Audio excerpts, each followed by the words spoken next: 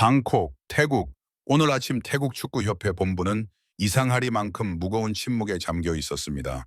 회의실 중앙의 대형 TV 화면 앞에서 태국 축구의 실질적 지도자 누알판 람삼 회장, 사람들은 그녀를 마담 팡이라 부르죠.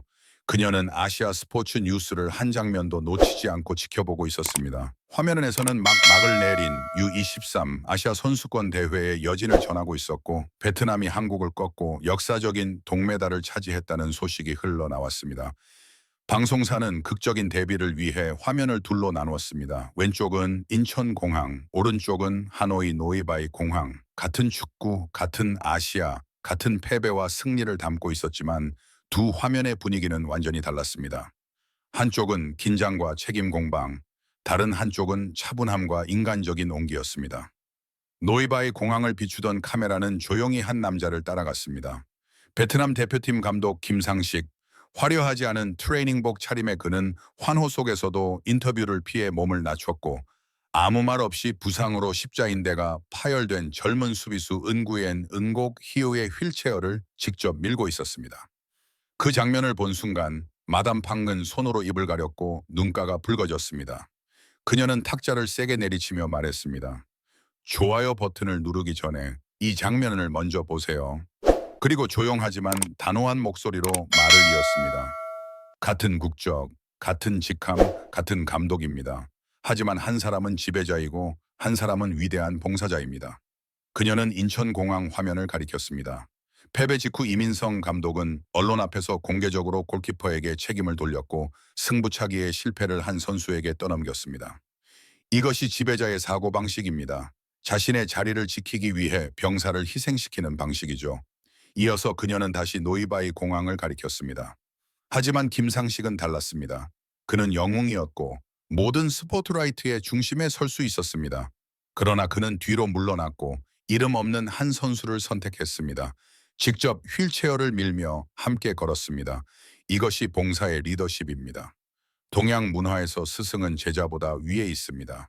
그러나 장군이 부상당한 병사를 직접 돌보는 순간 그의 권위는 줄어들지 않습니다. 오히려 인격은 더 커지고 더 깊어집니다. 그래서 베트남 선수들은 스타든 후보든 모두 그를 위해 몸을 던집니다. 잠시 말을 멈춘 마담 판근 고백하듯 말했습니다. 나는 돈이 모든 것을 해결할 수 있다고 믿었습니다. 수백만 달러를 들여 유럽과 남미의 명장을 데려올 수도 있고 최고급 시설도 만들 수 있었습니다. 하지만 저 장면은 돈으로 살 수 없습니다. 휠체어를 미는 그 행동은 어떤 계약서에도 쓰여 있지 않습니다. 그것은 연기가 아닙니다. 긴 비행과 잠 못 이룬 밤, 120분의 전쟁을 치른 사람이 꾸며낼 수 있는 행동이 아닙니다. 그것은 본능이고 인격입니다. 축구는 전술이 아닙니다. 4-3-3도 5-2도 아닙니다. 축구는 사람을 대하는 방식이고 어떻게 살아가는가에 대한 이야기입니다. 이어서 그녀는 충격적인 말을 남겼습니다. 우리가 한국을 따라잡는데 100년이 걸릴 수도 있습니다. 이 말은 태국을 낮추기 위함이 아니었습니다. 경제의 문제가 아니라 문화의 문제였습니다. 동남아시아에는 실패하면 서로를 탓하고 성공하면 공을 차지하려는 문화가 있습니다. 김상식은 다릅니다. 팀이 흔들리면 책임을 자신이 지고 팀이 이기면 영광을 제자에게 넘기며 가장 뒤로 물러섭니다. 경기장은 3년이면 지을 수 있지만 이런 품격은 한 세기가 필요합니다. 김상식은 그 시간을 단축시키고 있습니다. 베트남 축구는 지금 전술이 아니라 아버지를 얻었습니다. 휠체어 위에 앉은 희우의 눈빛을 보십시오. 그것은 감사의 눈빛이 아니라 절대적인 신뢰, 두 번째 아버지를 만난 아이의 눈입니다. 그런 팀은 정신적으로 무너지지 않습니다. 태국이 필요한 감독은 위에서 지시하는 사람이 아니라 넘어졌을 때 함께 몸을 낮추는 사람입니다. 결국 가장 위대한 승리는 스코어보드에 있지 않습니다. 경기가 끝난 뒤 우리가 서로를 어떻게 대하느냐에 있습니다. 노이바이 공항의 그 짧은 순간 베트남 축구는 또 하나의 문을 넘어섰습니다. 열정과 사랑의 문을. 오늘도 끝까지 들어주셔서 감사합니다. 건강 잘 챙기시고 이 이야기가 마음에 남았다면 좋아요와 구독으로 다시 만나요.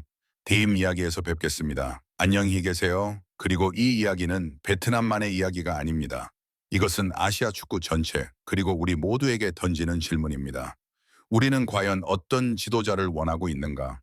어떤 승리를 진짜 승리라고 부를 것인가?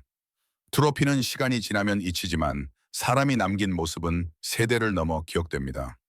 김상식 감독이 밀었던 그 휠체어는 단순한 이동수단이 아니었습니다.